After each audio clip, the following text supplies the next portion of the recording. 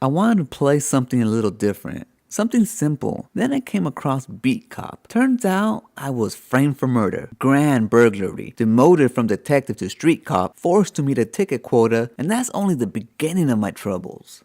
First, Beat Cop doesn't take itself too seriously, and the developer doesn't want you to take it seriously either. How do I know? They tell us. If you're easily offended, this game may not be for you. Beat Cop isn't afraid to be a game. There's crude humor and cussing. It throws out stereotypes about people, race, cops, religion. It's all in good fun, so long as you're not a snowflake. The graphics and the music are straight from the 80s. As a child of the 80s and the culture of that time, it brings a smile to my face when I hear it blast from the past. And you'll come across many 80s references. The local cinema on my beat may be showing The Breakfast Club one day and Short Circuit the next day. You can't actually watch these movies, but it's the little things like this that brings the game setting together. I found a door with a mysteriously familiar name, and when I buzzed it, the voice on the other end screamed at Ripley for help. An obvious reference to aliens. One mission, I had to keep the streets clear of parked cars because of Prince Akeem was coming to America. Eddie Murphy never showed up. You can be a jerk or let things slide. You can be corrupt, live within the gray, and take bribes here and there. Choose to help rival gangs, the Italians or the blacks. Or live your life by the book and live true to the code of the police force. But you'll soon find that financially, that may not be good enough. You have to meet ticket quotas, and you can even get bonuses if you write double the tickets.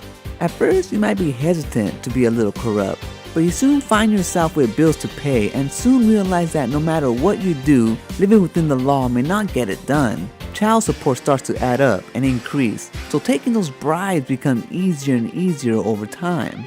But these bribes have their consequences because the closer to one faction you get, others may be offended or worse, hostile. These are the streets after all. Not even Team Blue is safe from flying bullets.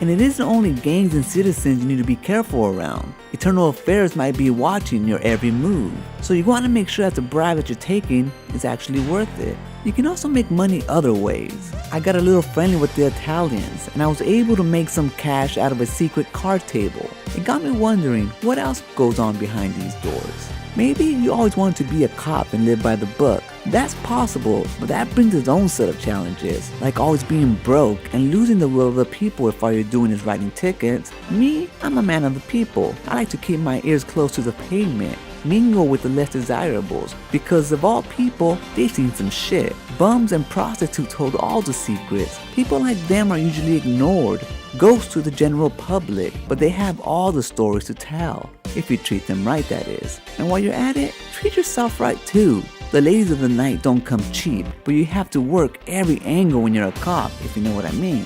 And if you're feeling guilty about it, you can always go to church and seek forgiveness through confession. The priest can even help you with certain games if the price is right. This game is silly to say the least, definitely a time waster, but at least you're having fun while playing.